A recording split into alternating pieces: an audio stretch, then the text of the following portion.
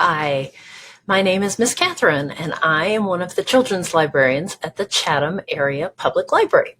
Today, I'm going to be introducing you to 3 books that are available to patrons on our website's digital library. All 3 of the books focus on the theme of friendships and would be great for you to read with your preschooler. So, are you familiar with the Scaredy Squirrel series? If you have a child who tends to be fearful, it might be a good series for you to look up on Library on the Go. In Scaredy Squirrel Makes a Friend, what comes easily for some squirrels is hard for Scaredy because he's really afraid to be bitten. Therefore, he wants to find a perfect friend, and that for Scaredy means a lot of rules.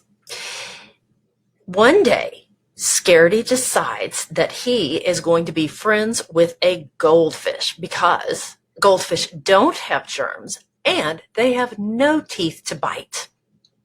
He makes an extensive plan for safety and then goes to meet the fish. But then, on his way, he meets a dog. And that was not part of Scaredy's plan. First, the dog chases Scaredy and Scaredy plays dead, but then the dog doesn't bite him. And so Scaredy decides maybe they can be friends. I empathize with Scaredy Squirrel because I was the kind of kid who liked to have a plan just to be safe. So I really love this character. This is a book that could help your little person understand that sometimes our best laid plans can actually keep us from enjoying the people and life experiences that our hearts most desperately long for. Reading about Scaredy helps us laugh at ourselves, and the book gives us a way to talk about fearfulness in a way that is less threatening. Another book that deals with the challenges of making friends is Good Rosie.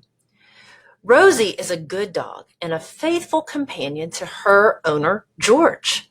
She likes taking walks with George every day and looking at the clouds together. But the closest she comes to another dog is when she encounters her own reflection in her empty bowl. Sometimes looking at herself like that makes her feel lonely, but she just doesn't know why.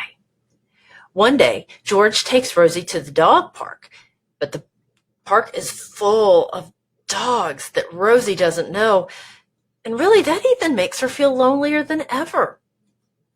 When big, loud Maurice and small Yippee Fifi bound over and want to play, Rosie isn't sure how to respond. Is there a trick to making friends? And if so, can they all figure it out together? I feel like this book would be great for an older preschooler who thinks they want a chapter book because this book is divided up into parts. Also, there's lots of opportunities to discuss loneliness and the challenges of making friends. Rosie's new friends aren't automatically easy to like. Maybe your child could think of a person that they know who's kind of different or maybe challenging. Could they be friendly to that person? Is that person potentially a good friend? There are moments with the dogs in this book that seriously made me laugh out loud because they are so funny. As the big dog and the little dog, as Fifi and Maurice get to know each other, it's pretty funny. And it also really strikes at those feelings of loneliness we sometimes get and we don't really know why. Our last book for today is called Best Friend Trouble, and this book opens with Lizzie bragging to Hannah that she can throw a ball farther. Hannah gets upset and stomps away and goes into her house to complain to each of her family members about how terrible Lizzie is. The reader finds out that the issue with the ball is only the most recent problem the two friends have had. Hannah's family helps her to calm down by suggesting some things like banging nails or making music or drawing a silly picture of Lizzie to help process her feelings. Finally, after doing all of these things, she's ready to go back and talk with Lizzie to hear Lizzie's side of things. As with Scaredy Squirrel and Rosie the dog, this book offers a story that I think all kids will find relevant. The people we love the most sometimes can make us the most angry and hurt. I think even preschoolers will want to follow this story to see how Lizzie and Hannah work things out. So before I close, just a quick advertisement. Be on the lookout for our summer reading program at the Chatham Library. It's that time of year again. All the details are available at our website, chathamlib.org. And you can learn more about our theme, which is Imagine Your Story. And as with last summer, we're using Beanstack to track reading for patrons of all ages. This program is for adults down to babies.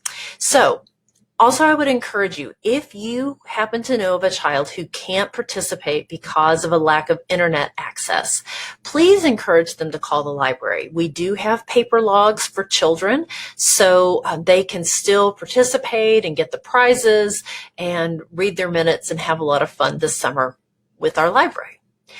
Thanks for joining me today. I'll be back next week with a trip to the zoo. Until then, keep on making friends and keep on reading. Bye-bye.